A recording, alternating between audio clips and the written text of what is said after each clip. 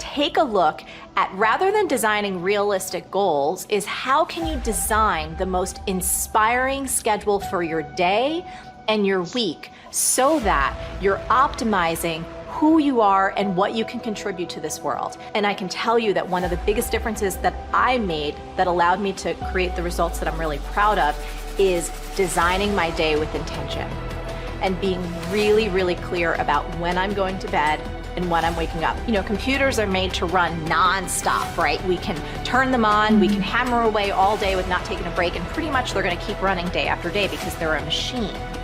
But we humans are built differently. And if we don't architect our day in the right way, if we don't build in rest, exercise, hydration, give ourselves free open space, white space, just to dream or to think or to play, we are going to put ourselves in that position where burnout is a real thing, and then it's going to put us so far back that it's going to take 10 times more to even just get back to base zero, nevertheless reaching our biggest dream. I meditate every day. And I do it in the mornings, and I do it for about 10 to 15 minutes. And I think it's important because it sets me up for the rest of the day. You know, it helps me.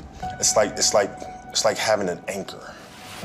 You know, it's if I don't do it, I feel like I'm constantly chasing the day, as opposed to being able to be controlled and dictate the day. Not that you're, you know, calling the shots on what comes forward, but the fact that I am set and ready for whatever may come my way. You know, I have a calmness about whatever comes my way and a poise. And that comes from starting the morning off with meditation. For me, it's really just listening to my inner self. That's basically it. Like you sit in silence and you just allow these thoughts to come forward, and you get a chance to observe the self and things that may be lying beneath the surface that if you don't have that time to sit quietly on your own, you'll never pay attention to. Because if you think about it, like, the reality is we're paying attention to so many things that are going on around us. We're constantly taking selfies, we're constantly taking pictures to post on Instagram and all these other things, and we're constantly observing everything that's around us, but we don't take the time to really observe what's going on inside of ourselves. And that's what meditation is for me.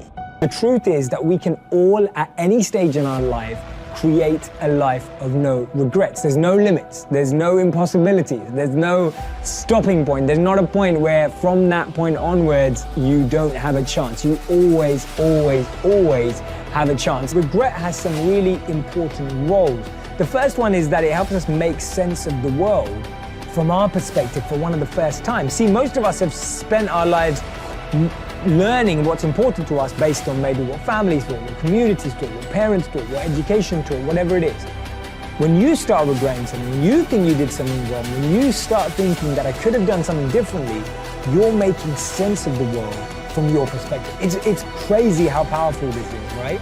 You're starting to make sense of the world from your perspective. The second thing is, it allows you to avoid future negative behavior. Challenges are what really grow us. You know, your life is a great story. You know, every person's life is a story. And the question is, some people's story is a warning, some people's story is an example. Right now, you're an example that's growing and expanding, and you have a chance to have this be the most incredible life. But it won't be a life without challenge. And the challenges we're facing right now give you an opportunity to grow like very few generations. You know, I'm sure you've heard of the Great Generation, the World War II generation. If you watch a great movie, if you read a great book, you know, the size and the power of the hero, how much you become as a hero is defined by how tough an obstacle you face, how difficult is the villain, the opponent. And so sometimes when I've been through the toughest times of my life, one of the questions I've had to ask myself or note to myself is, I finally have a really worthy opponent. This is scaring the hell out of me, or this is challenging me, or this is making me crazy. But I also know in my gut and my soul that if I can push through, it's just like you've done in these years. You push through tough times, I'm sure, many of them. But as you push through those, you become more. And as you become more, something magical happens. You don't just grow, you expand in your spirit and your soul and your capacity and your skill. And all of a sudden, fear becomes less and less a part of you. I want you to be the observer of your thinking loop and how that's spitting out your focus. And then you can shift it. start thinking, the world has shifted. I have new opportunities. I have new capabilities. I'm alive. I've navigated the world. I have family, friends, husband, wife, kids. Like, shift that up. I am resilient. I am resourceful. I am magnificent. I am powerful. I get things done.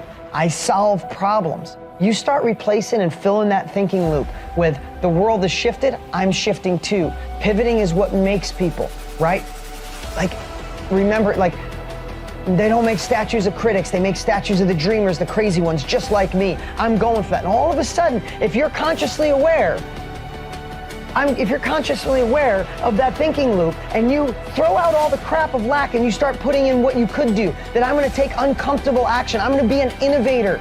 I'm gonna get out of my own head. I'm gonna take action. Like, you start changing it, all of a sudden you go from the guy that's yelling at the clerk because they messed up on your change to, don't worry about it, have a good day. And when you think about that, have a good day, I can accomplish anything, guess what? Here's the crazy part. You can. You can. I have no reason to be here. I didn't go past high school. I had dyslexia. I didn't start with money. Everybody thought I'm probably the least likely anybody in my school would say I'd be successful. And in the knowledge industry, who the hell would think this guy, me, who barely could read in 7th grade, that I'd be a multiple New York Times best-selling author, teach people around the world, one of the top trainers there are on the planet. How would that happen? By some of the same exact stuff I'm sharing with you right now. You gotta watch your thinking loop. You gotta watch your focus. And then you gotta get crystal clear clarity. How to manage your time to get done what you need to get done, to build your dream, to have family time, to breathe, to really live a 360 life.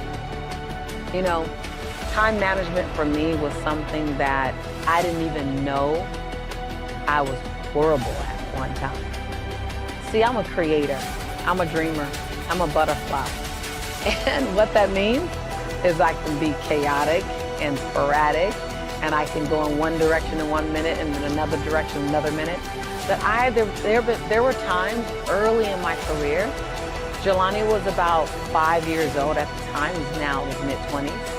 And I could work for 10 hours a day and literally have a list of 10 things to do and only have checked 2 of those tasks off. But I really, really worked 10 hours in the day. And I remember for years I wondered, what is it that I'm doing wrong? What is it that I'm not doing? Why do I feel overwhelmed?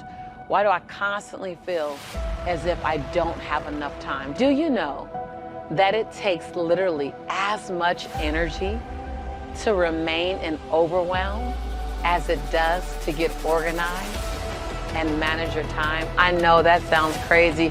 I didn't believe it when I first heard it, but actually overwhelm is an unconscious, say unconscious, overwhelm is an unconscious strategy. Say unconscious strategy, yes, I know. It stings. It's not nice to hear. I didn't want to hear it.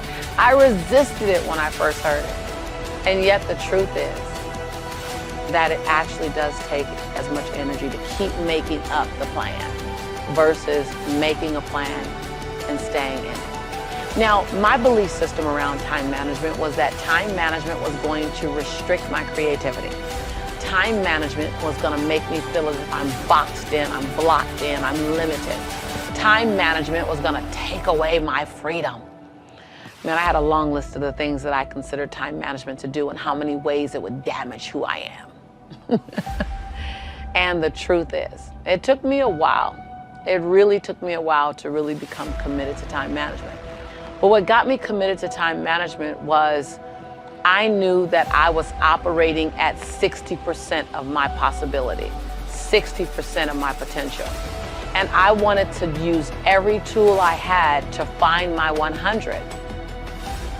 I am here to tell you that if you feel overwhelmed, if you feel like there's chaos around you, if you feel like you're underproducing, if you feel like you're being pulled in 1,000 different directions, heck, even 500, I'm going to invite you to step into time management because it will eliminate that. Time management, the proper time management gives you grace and ease, gives you time. It allows you to get more, yes, I said more done in a day and have greater peace of mind while you're doing it.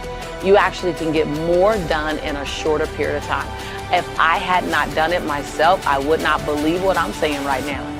But I'm here to tell you, you effectively implement time management, you will actually have more freedom, more structure, more peace of mind, more joy.